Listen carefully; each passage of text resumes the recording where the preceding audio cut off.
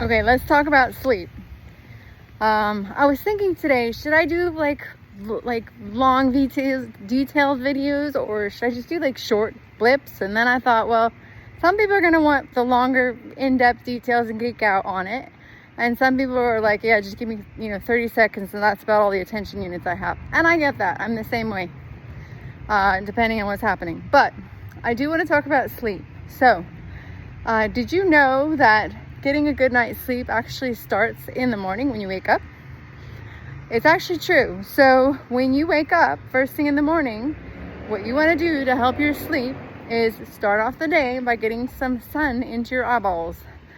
Getting your eyeballs exposed to light first thing in the morning, and depending on the strength of the sun or whatever, where you are, it could be 5 minutes if you're in a very sunny area, and it could be as much as 15 if you're in a very cloudy area and not much sunlight. But just get sunlight in your eyeballs. That doesn't mean you need to stare at the sun, okay? Like, don't do something silly. But stare at the horizon and get your eyes, look out and get your eyes exposed. And it's your eyes. It's your skin, yes, but it's actually your eyeballs that are critical, because it actually is, the point is to get it into your brain. And that signals, morning, wake up, and that kind of helps to set your clock. The next thing you need to do is you need to stop eating well ahead of the time that you need to go to bed. So a good rule of thumb, if you can do it, is don't eat past when the sun goes down. That's not very doable for everybody, and I get it. But minimally, depending on the speed of your digestion, you want to stop eating between 3 and 5 hours before dinner, or before bedtime, pardon. For example, for me, especially, by the way, if it's a fat or protein heavy meal. So like a salad goes through the system a lot faster than, a steak or some heavy fat meal, heavy protein fat meal. For example, for me, I cannot eat a heavy meal or a large meal 5 hours before bedtime. If I do, and every time I do, I go to bed and I can feel myself still digesting and still full. So I still have that full feeling, believe it or not, okay? But my husband, on the other hand, he eats something and an hour later he's hungry. His metab. I envy his metab.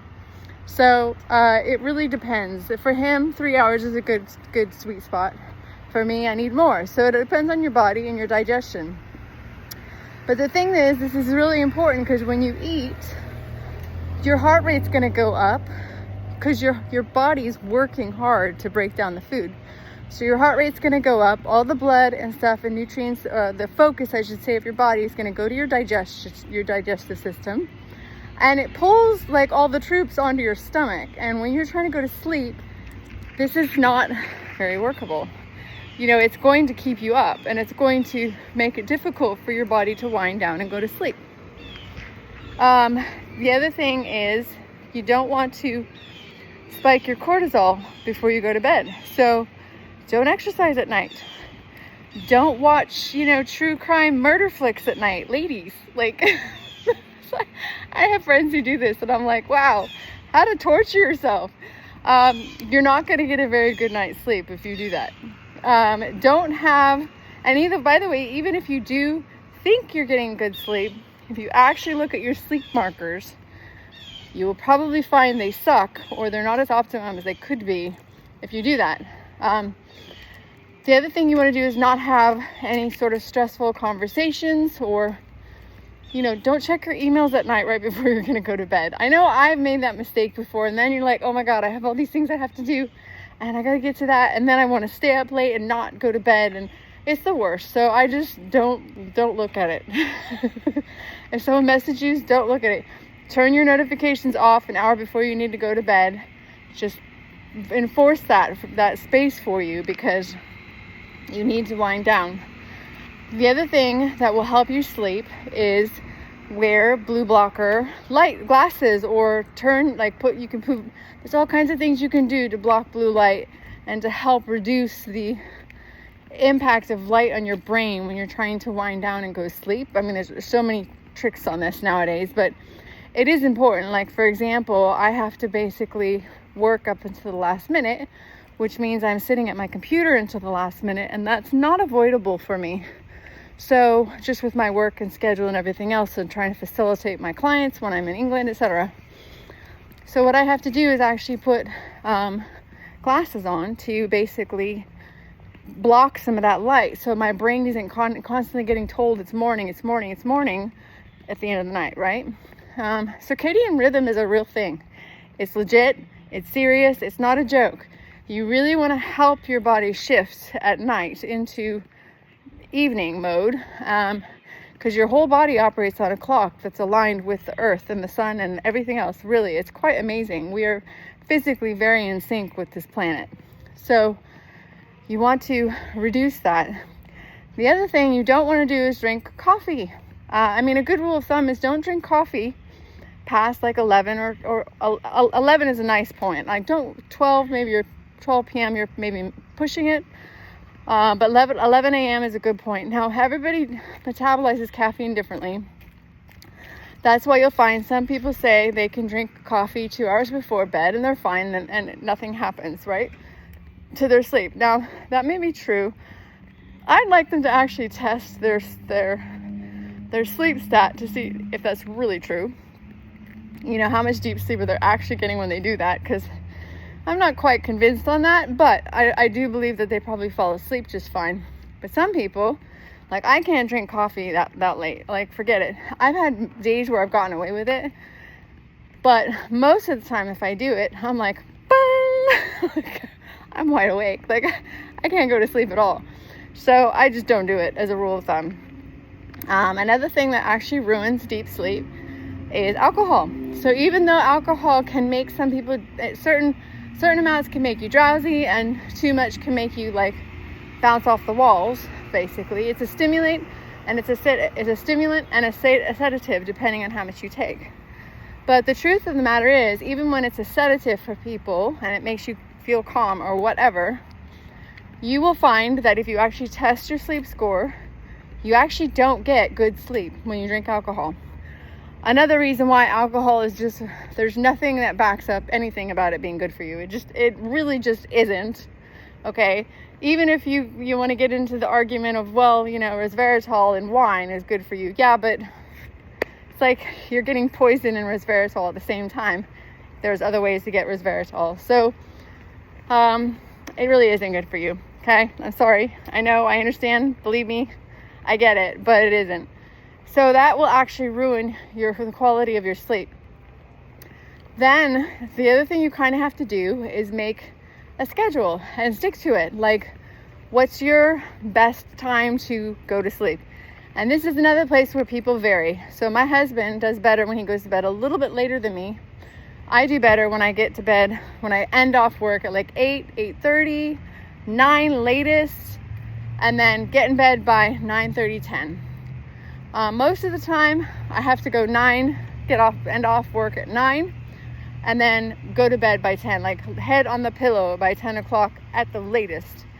That is my sweet spot. And even if I get in bed by 10:15, I find that I lose deep sleep. I don't go to sleep as easily, because normally if I go to bed at 10:15 too, what has happened is I've been scrambling to finish something so I can get in bed.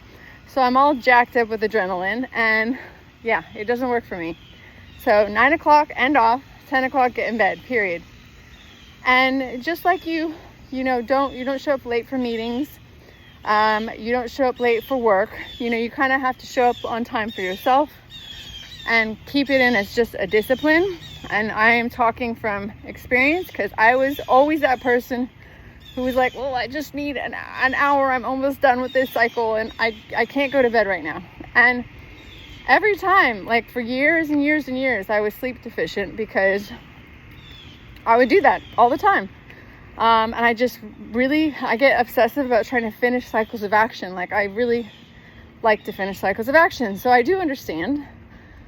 But in the end, it proved to be self-defeating, because then you don't get enough sleep. Then you're not necessarily as efficient, or you're tired, or it wears you down after time, and it starts accumulating as a negative. So get off the computer or stop your work or whatever and just force it in as a schedule. I found that that is so workable for me. And every time I don't do it, I regret it. And if I stay up like slightly late one day, the next day I have trouble going to bed too. Like, it has a knock-on effect that is so annoying. So it's not just that I miss one good night. I end up like ruining my whole week a little bit. I'm that sensitive. So just a datum for you. Another thing that you can do that's very effective is to get your heart rate down. So having your heart rate as low as possible is the best way to make sure that you fall asleep quickly and you get good deep sleep. Your deep sleep, just is crucial to restoration, and like that's the sleep you really want to hit for, because the other stuff kind of will happen if you hit for the deep sleep, and that's the most repairing and restorative sleep.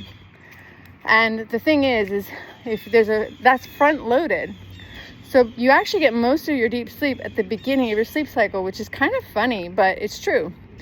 So you want to make sure that you get your heart rate as low as possible and you capture as much of that deep sleep as you can possibly get right up front.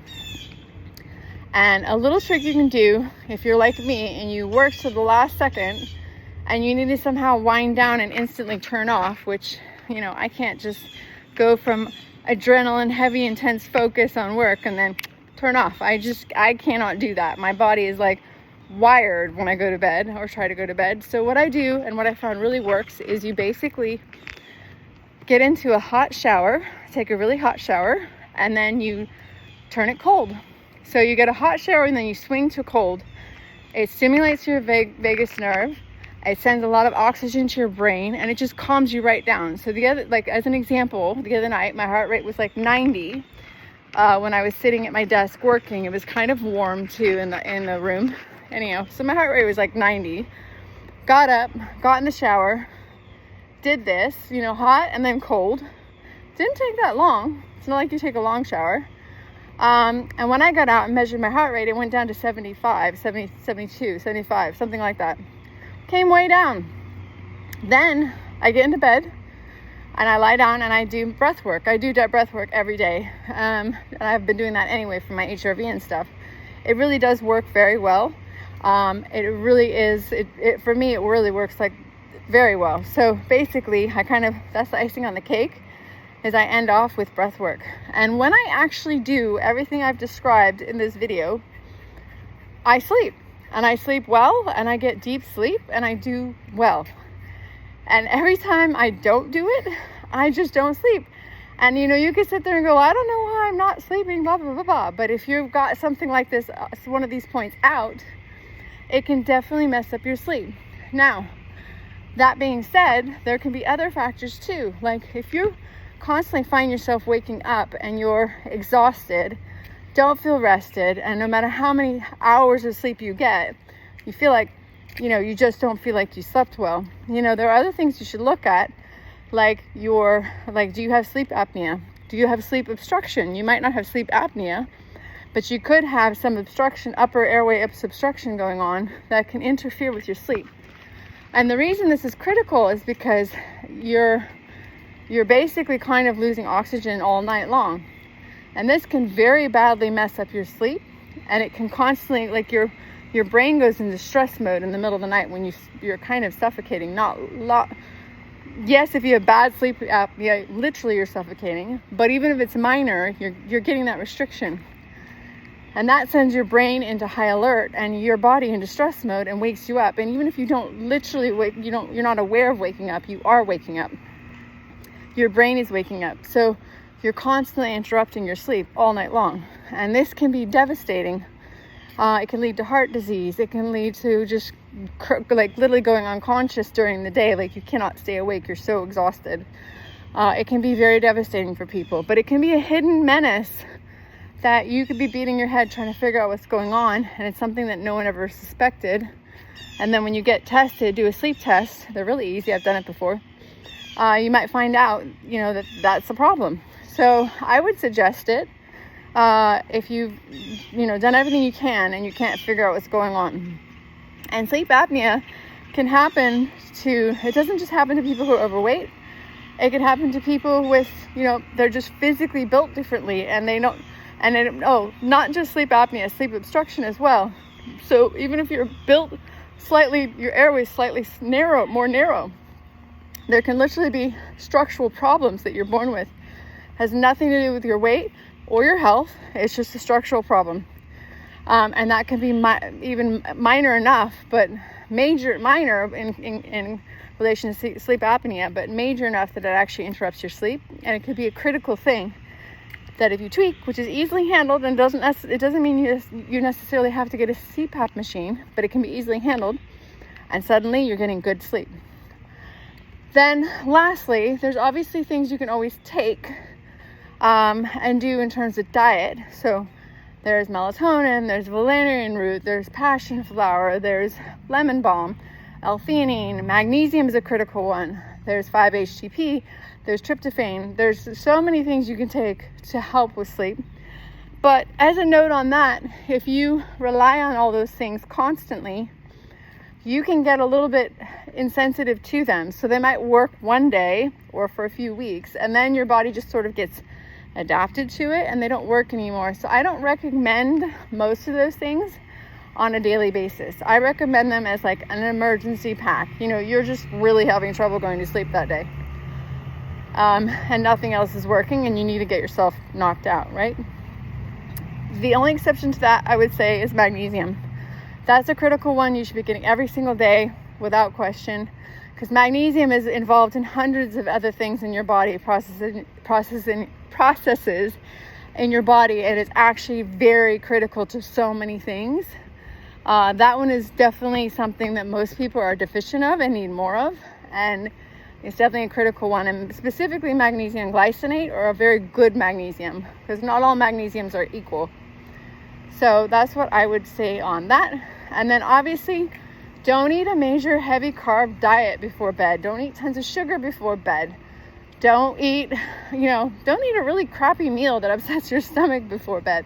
Because you could do everything else right that I just said, and it could be ruined by one meal, if you know what I mean, literally. And I've experienced that myself too. So there's some pointers on sleep. I think I've covered the major ones for sure. Obviously, when you go to sleep, good hygiene is actually critical. Darken the room, make sure it's cool. Make sure you don't have a bunch of noise going on in the room. Don't have your cell phone right in your face or near you. If you can turn off Wi-Fi, great. All those things are very critical too. So if you really look at your sleep environment, your sleep hygiene, and everything else, and you start applying some of these things, I bet you'll have a better night's sleep. And I know sleep is a problem for most of the people that I know in one way or another. It's actually an epidemic that people don't really talk about, but there are things that can actually be done to make a difference and to help improve your sleep. So hopefully this has been helpful. Hopefully it's informative. I would put emphasis, by the way, on lowering your heart rate. And a lot of the things I covered are actually related to lowering your heart rate, meaning the food eating timing, the no spiking your cortisol, the lowering the room temperature.